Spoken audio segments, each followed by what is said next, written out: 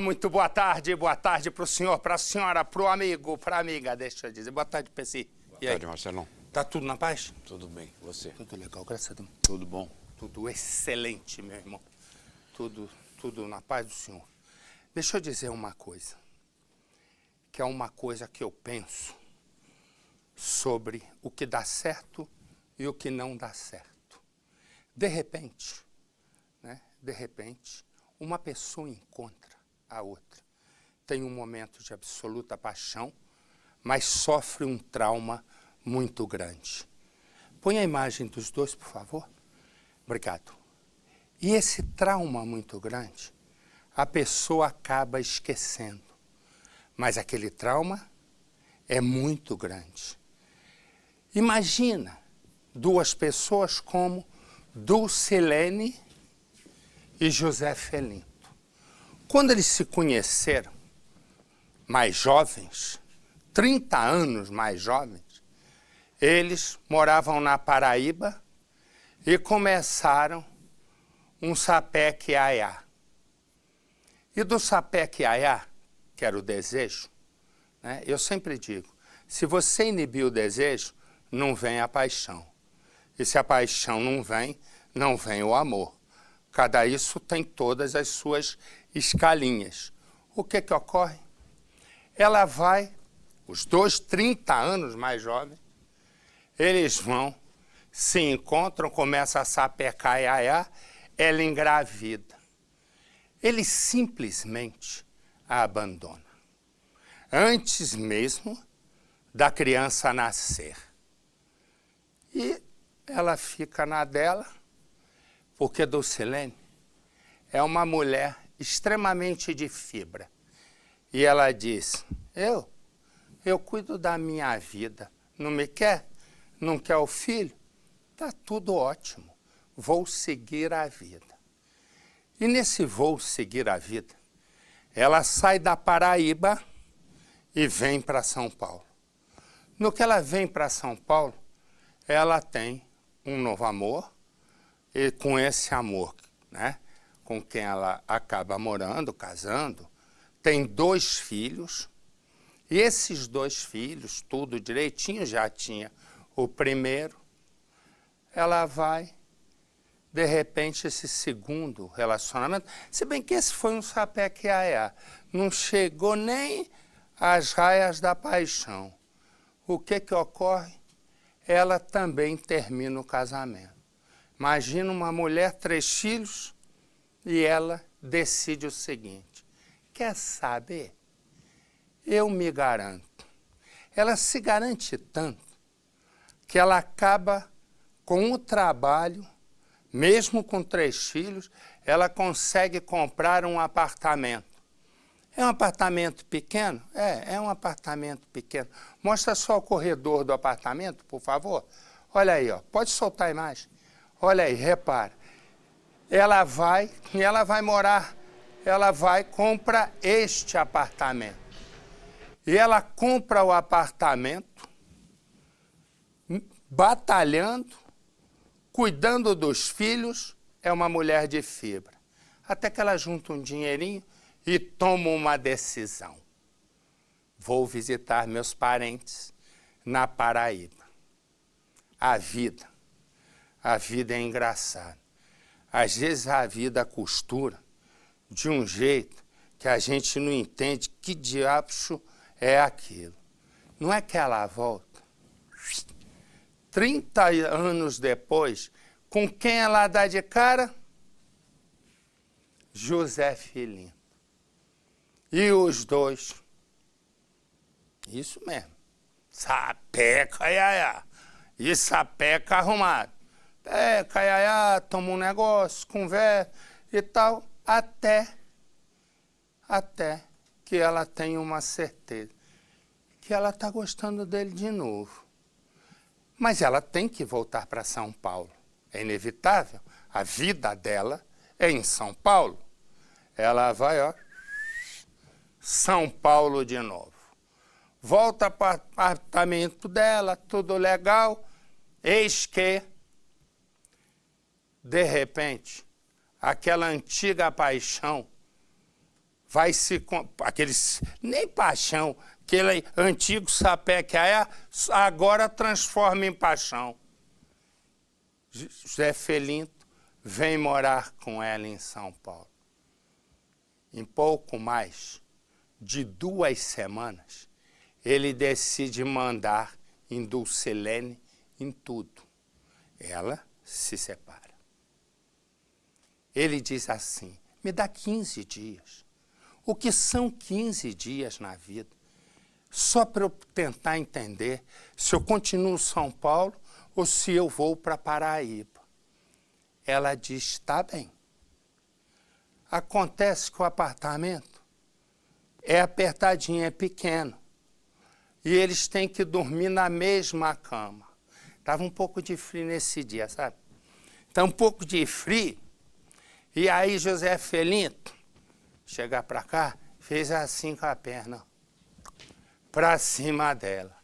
E ela fez assim, ó.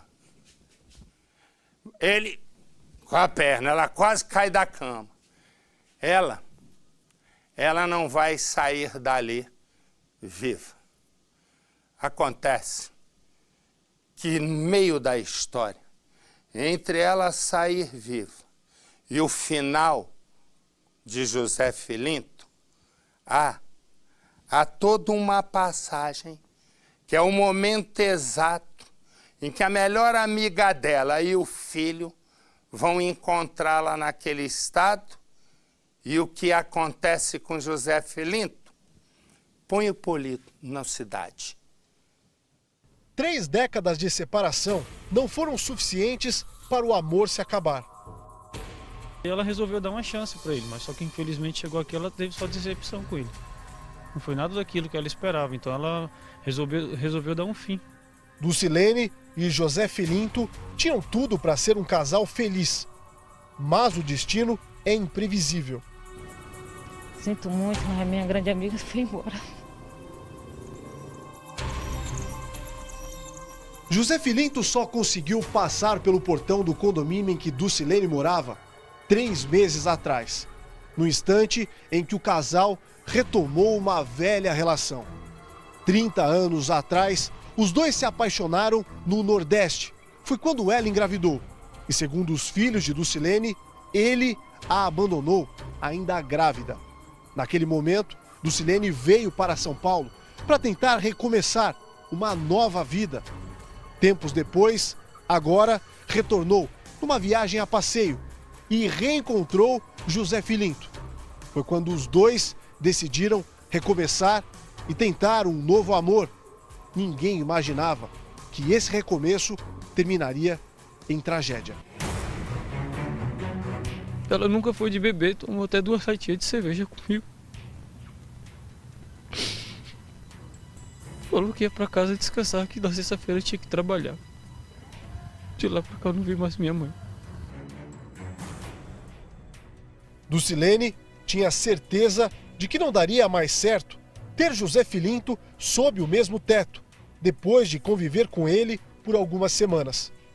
Passou a entender que tudo aquilo era atração.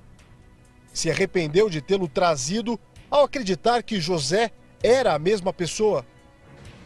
Com a confusão que se instalou em casa, a diarista decidiu pôr fim ao sonho de casar com o José Felinto.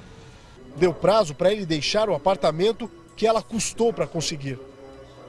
José chegou a falar com o filho de Dulcilene e prometeu que sairia.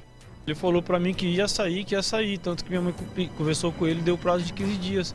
No caso, terminaria 15 dias no domingo agora, dia 1º.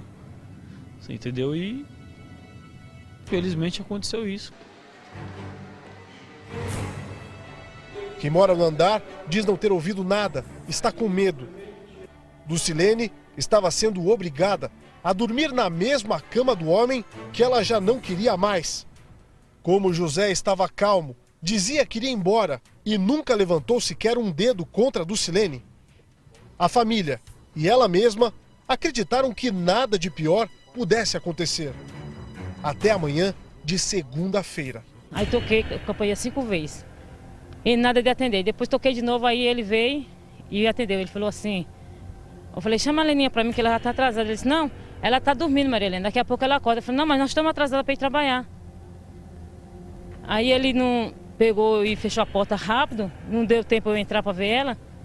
Aí eu fui buscar o filho dela, né, um bag. Quando eu cheguei que ele abriu a porta, que ele tem a chave, que abriu a porta do quarto, né, viu ela lá no chão. Lucilene tinha sido assassinada por José Filinto. A faca usada no crime foi apreendida pela polícia ainda dentro do apartamento. Tudo está exatamente como ficou desde aquele instante em que a vizinha e melhor amiga encontrou o corpo de Dulcilene lá dentro do apartamento 42. A polícia afirma que o assassinato teria ocorrido horas antes, ainda na noite de domingo. E um detalhe na cena que foi periciada chama a atenção. Os peritos encontraram o travesseiro da vítima sujo com marcas de sangue, o que leva a acreditar que o assassino o pressionou contra o rosto da vítima, com a intenção clara de abafar os gritos de Dulcilene. Com vestígios em roupas e cômodos diferentes, a investigação aponta que José Filinto tomou banho depois de matá-la. E pior, teria dormido ao lado do corpo da vítima até ser acordado, logo cedo, quando a amiga tocou a campainha. E eu falei com o bicho e ele foi embora de boa sem Como se nada tivesse acontecido. nada tivesse acontecido. A filha do acusado, que também estava emocionada, no velório, não conseguiu falar. Depois que a mãe foi levada pelo IML, Josenberg pegou o telefone de Dulcilene. Aí quando foi ontem à noite, me ligaram da Santa Casa de Santa Amaro. A família se surpreendeu logo no início da noite, poucas horas depois do assassinato, quando o telefone de Dulcilene tocou. O aparelho estava com o filho dela. Do outro lado da linha, uma socorrista informava que José Filinto tinha sido encontrado desacordado dentro do banheiro de uma igreja que fica aqui nesta rua, também na zona sul de São Paulo, e que José Filinto tinha sido levado para o hospital. Estou esperando a polícia me dar o retorno, que é para poder aumentar o boletim de ocorrência, para poder levar a testemunha lá. De fato, não era trote. José Filinto foi internado na UTI deste hospital. Os bombeiros que o socorreram de ambulância acharam veneno para ratos dentro da mochila dele, mas estava lacrado. Os médicos acreditam que José passou mal diante do estresse que ele mesmo gerou. A gente tentou deixar ela resolver numa boa, para não ter que agir ninguém por impulso e não agir com violência, nem ter que jogar ele na rua igual um bicho. Mas infelizmente ele fez o que fez, cara.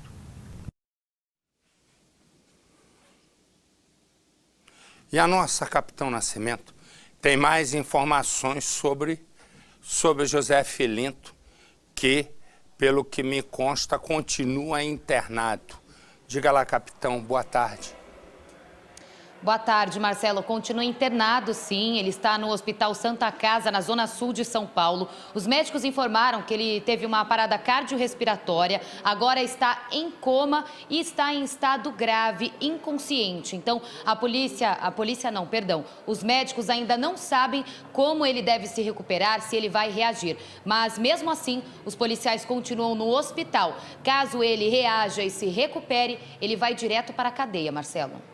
Vai direto para a cadeia, mas está em estado, né? Está inconsciente, mas estava bem consciente na hora em que matou a mulher que deu a segunda oportunidade na vida para ele.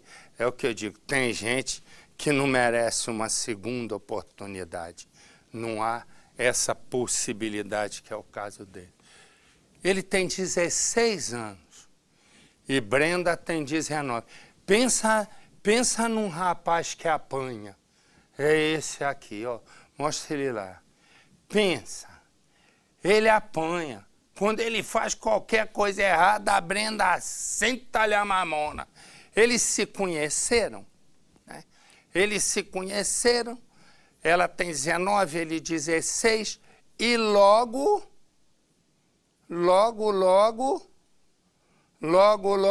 isso mesmo, logo sapecaram. Porque esse negócio também de deixar para amanhã não é muito negócio não, segundo ele. Segundo Percival, não. Segundo Percival não lembra desse assunto. Deixa ele quieto ali por enquanto. Aí o que acontece? Ele aí com 16 anos vai morar com ela. Mas a qualquer briguinha, Lucas paga a conta. Ele saiu várias vezes de casa, isso é com 16 anos. Aí ele sente saudade da Brenda, da sapecagem, volta para casa. Naquele dia, ele voltou para casa. Só que ele voltou para casa, já era de manhã. Ele tinha ido numa balada ou coisa parecida. Resumo, quando ela chega de manhã, o que ocorre? Quando ele chega de manhã, acontece o seguinte, acontece que ela está acordada e esperando. E no que ela está acordada e esperando, ele entra. No que ele entra, dessa vez, ele não vai apanhar. A questão vai ser muito mais grave, porque Brenda tem na mão, ou próxima à mão, uma faca. Lucas, 16 anos, vai ver o que é agora o ódio. Põe no Cidade. Já são 5 meses convivendo com a dor da perda. Michele passa o dia todo com a imagem do irmão na cabeça. Tá muito difícil, porque a gente amava muito meu irmão era uma pessoa alegre, minha mãe tá sofrendo muito e eu quero que, sei lá, as autoridades dão uma atenção, porque, poxa, ele só tinha 16 anos e ele tinha uma vida inteira pela frente e a gente tá sofrendo demais, a gente quer alguma resposta. Lucas Duenas Giacomelli tinha 16 anos. O adolescente vivia um relacionamento conturbado com Brenda Caroline Viana, de 19 anos. O casal morava junto há cerca de 1 ano na casa de Brenda. A família de Lucas nunca concordou com essa relação. Eu acho que ele amava ela mesmo, infelizmente, né? A gente não aceitava, mas ele amava ela. Eu já cheguei a buscar ele várias vezes e ele ficava 2, 3 dias em casa e voltava com ela, não tinha jeito. A família de Brenda conta que as agressões físicas eram frequentes entre o casal. O vizinho ligava para mim, ó, sua sobrinha tá apanhando, vinha, conversava, para com isso, entendeu? Era um pouco conturbado, sim, só que ela que agredia ele aparecia direto machucado na casa da minha mãe. Acho que em algumas brigas eles se agrediam, sim, tanto ele como ela, porque, né, no calor de uma briga a gente perde a cabeça, mas ela que sempre agredia ele.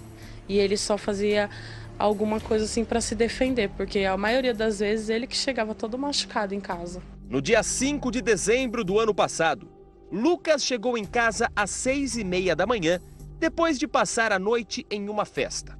Brenda conta que o adolescente iniciou uma agressão. Para se proteger, ela pegou uma faca. Um golpe no peito foi fatal. A irmã de Lucas não concorda com a versão de legítima defesa. De todas as vezes que ela brigava, ela ligava para minha mãe. Por que dessa vez ela não ligou para minha mãe? E não falou, olha, vem buscar ele, porque ele tem família, ele sempre teve família, ele não era jogado. E ela podia ter dado uma pancada na cabeça dele, desmaiado ele, ou saído pra rua gritado. Alguém ia socorrer ela, porque ele tinha 16 anos, ele não era também agressivo dessa forma que ela descrevia o meu irmão. Então eu não acredito na versão dela. Brenda foi presa em flagrante por homicídio, mas conseguiu na justiça um habeas corpus para responder pelo crime em liberdade. O julgamento do caso ainda não tem data marcada. Um conforto para a família seria que ela pagasse pelo que ela fez pelo meu irmão, que ela fosse presa, que eu acho que é o mínimo que a justiça pode estar fazendo. E ainda eu acharia pouco, porque a vida dele não vai voltar mais. Deixa eu mostrar aqui uma coisa. Ele chama-se Mateus, ele chama-se Antônio e a dona desse olho chama-se Priscila. E o que acontece O que acontece é o seguinte. Priscila é casada com Antônio. Eles alugam o quarto dos fundos para Mateus. O olho de Priscila, num determinado momento, vai direto para Mateus. Ela tinha se separado de Antônio. No meio dessa confusão entre uma mulher e dois homens, no meio dessa confusão, Antônio, mesmo separado, descobre que Mateus, depois de muito insistir, acabou conquistando Priscila. Nessa hora, Antônio toma uma decisão. Mas ele toma uma decisão em relação a Mateus. É a hora em que Priscila vai se meter no meio de uma história que começa assim. Priscila vai para um parquinho que tem perto de casa. A moça senta num banco e aproveita a brisa para relaxar. Caminhando meio sem rumo, Antônio vê Priscila. Ele para e admira a linda moça. Antônio enxerga Priscila como uma princesa num jardim. Sem perder tempo, se aproxima. Os dois conversam como se já se conhecessem. O papo envolvente faz Priscila se interessar por Antônio. Ele, que é bem mais velho, sabe usar a experiência para conseguir o primeiro beijo. De encontrar, né? Obrigada. E depois do primeiro beijo, sapeque iaiá. E depois do sapeque iaiá, pedido de casamento. Priscila está apaixonada. Ela nunca imaginou que um dia fosse conhecer alguém tão especial. Mas a história, que até parece um romance de novela, vira um tremendo tormento. É só ter uma coisa fora do lugar para Antônio reclamar. Poxa, Priscila, você tem todos os afazeres de casa. Priscila se sente perdida. Acha que está fazendo tudo errado, que não é uma boa esposa. Pelo amor, né? Por favor, arruma a sala. O banheiro também tá horrível. Mas ela tenta se acalmar. Respira fundo, ajeita a casa toda. Antônio fica sem motivo para brigar, mas também não reconhece o esforço da esposa. Chega a noite, hora de deitar. Antônio nem toma banho. Vai direto para a cama. Priscila, toda cheirosa, mas cansada, por ter passado o dia limpando a casa, vira para o lado e dorme. Antônio fica só na vontade do sapeque iaiá. Ele acorda mais mal-humorado do que nunca. E a moça nem desconfia e segue a vida. Priscila. Ô, Priscila. Foi? Cadê a minha camisa que era pra você deixar passada? Sem argumento algum, Antônio parte para a agressão. Priscila fica toda machucada. O marido a deixa chorando e sai de casa. Quem ouve tudo é Mateus, que é inquilino do casal e mora no mesmo quintal. O rapaz não se mete na confusão, mas fica preocupado com Priscila. Mas entre uma briga e outra, tem sempre um sapeque iaiá. E é só o casal vacilar que a barriga de Priscila cresce. E nasce a filhinha. Priscila passa o dia com a menina nos braços. Já Antônio passa o dia estressado e sempre desconta a raiva na esposa. De todo esse tempo de dedicação, Mateus, o vizinho, só fica de olho. Ele, que sempre quis fazer sapeque iaiá com Priscila, tenta se aproveitar da situação, mas Priscila não dá bola. Ela morre de medo de Antônio. Tem medo de que o marido possa fazer algo contra a filhinha deles. De repente, Priscila decide terminar tudo. Volta para a casa da mãe, dá o casamento por acabado. Mas a última palavra é sempre de Antônio. Ele aparece na casa da sogra e leva Priscila de volta. Mateus vê quando Antônio chega arrastando a moça. Ele não se mete. espera o momento certo para oferecer um ombro amigo. E Antônio, marido, está cada dia pior. O prazer dele é maltratar a esposa. Fica aí, Priscila, fica aí você, meu! Mas até disso ele se cansa.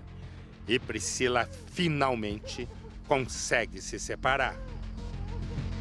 Como ela sabe do que o marido é capaz, sabe também que Mateus não desistiu da ideia do namoro. Priscila então cede às investidas de Mateus, mas pede para o namoro ser mantido em segredo. Mateus atende. O relacionamento tem que ser em segredo. Mas por quê? Porque se o Antônio descobrir, vai correr risco. Os dois são discretos. Até o sapé que Ayá atende e ora. Antônio parece ter esquecido de Priscila, mas só parece. Porque quando a moça assume o namoro com Mateus, Antônio planeja vingança. Naquele dia, Priscila e Mateus voltam de uma pizzaria. No meio do caminho, Antônio aparece. Está armado. Primeiro em Mateus. Antônio atira também em Priscila. Ele sabe que tem pouco tempo para fugir. Ferida, Priscila se arrasta para socorrer Mateus. Mateus dá o último suspiro e morre nos braços da nova namorada. Com a bebê nos braços, as marcas da tentativa de assassinato pelo corpo e as lágrimas de quem, além de quase ter perdido a vida, também segurou nos braços o namorado no momento do último suspiro. Eu coloquei a cabeça dele no meu colo e comecei a gritar o nome dele. Ele me olhou e morreu. Ele morreu olhando para mim ainda. O casal foi atacado pelo ex-marido de Priscila a tiros. Ela tentou defender o namorado, mas também foi atingida. Por motivo de segurança para Priscila, nós vamos gravar a entrevista dela dentro do carro, dentro da viatura da TV Record. Ela ainda está apavorada e o medo dela é que, enquanto o Antônio continuar foragido, você acredita que continua com risco de morte? Continuo, sim. Você acha que ele pode voltar para te matar? Eu acho que ele vai vir terminar o que ele começou, né? E como é que tem sido viver assim? Ah, não saio, sou presa. Priscila olha para a filha e se emociona. A bebê tem 9 meses, é filha do assassino, Antônio, que também é conhecido como Chico. Depois dos crimes, Antônio fugiu. O medo dela só aumenta. Vejo tudo. Eu não consigo parar de pensar. Nem um minuto.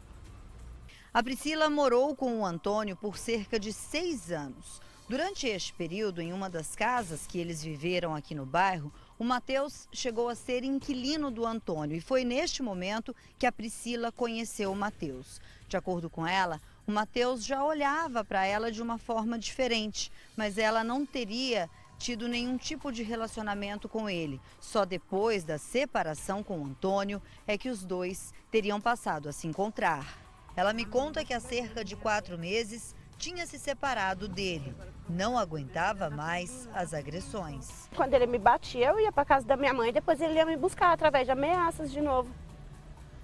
Ele ia me buscar, você vai voltar para casa, vai voltar, eu voltava. E a dor como mulher de viver isso, como é que é? É horrível. Você fazer uma coisa, bem dizer, forçada, né? Porque eu não queria ficar com ele mesmo, mas toda a minha família sabia que eu não gostava mais dele. A Priscila tinha medo de assumir o namoro com o Mateus. Apenas há cerca de 15 dias isso tinha acontecido. Lógico que por conta das ameaças que o Antônio já vinha fazendo. A última vez que ela se encontrou com o Antônio, cerca de 1 mês antes do crime, ele havia dito que se encontrasse Priscila com outro homem, iria matá-lo. Na noite do crime, eles passavam por essa rua por volta de 3 horas da manhã. A Priscila, 2 amigas e o Mateus.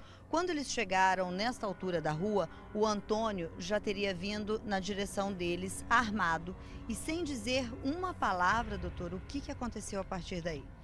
Quando ele viu o casal descendo, ele não disse absolutamente nada. Ele já sacou de sua arma de fogo e começou a disparar contra o Matheus. Ela percebendo, ela visualizando aqueles disparos, ela tentou grudar nele e tomar a arma dele, fazer com que ele parasse de atirar. Só que ele, infelizmente, não só acabou de matar o Matheus e começou a disparar também contra ela. Ele chegou a atingir, inclusive, a ex-mulher, feriu a mulher nos braços e nas costas, exatamente aqui nesse local. E o Antônio, em seguida, ele fugiu daqui desse ponto? Exatamente. Depois que ele matou o Matheus e disparou, deu 2 disparos, efetuou 2 disparos contra a Priscila, ele acabou fugindo e até então não foi mais visto. O pai da Priscila se incomoda com várias situações.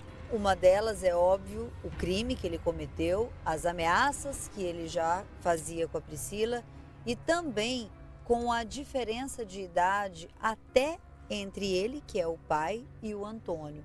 Ou seja, o Antônio tem 53 anos e o senhor tem 44.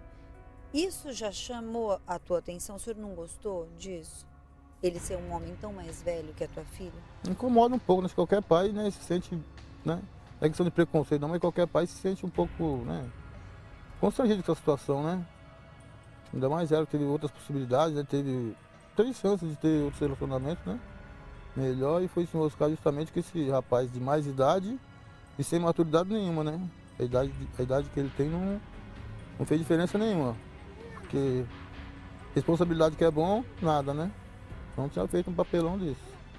O pai de Priscila diz que não sabe mais como ajudar a filha. Ele viu Antônio apenas 2 vezes e não gostou. Eu, devido muito trabalho, não tinha tempo de estar indo lá. Também não fazia muita questão, né? Não me simpatizei muito com ele desde o início. Tudo me dói, né? O fato do pai da minha filha ser um assassino, dele ter matado o Matheus, tentado me matar. Tudo me dói. Quem também tem medo de Antônio e sofre é o pai de Matheus.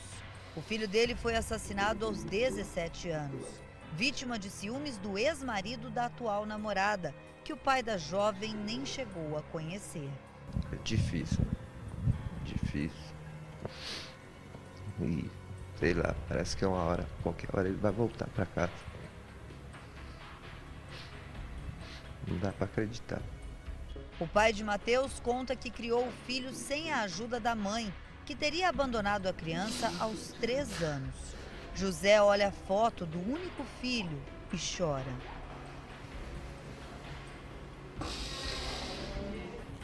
Meu único filho. Difícil. Antônio destruiu ao mesmo tempo pelo menos 2 famílias. Dos pais com os corações partidos e na vida de uma ex-mulher com uma filha nos braços. E o destino e o futuro estão como termina esta imagem, sem clareza. Ele não pode ficar impune. Se ele ficar impune, ele vai me matar. Eu tenho certeza disso.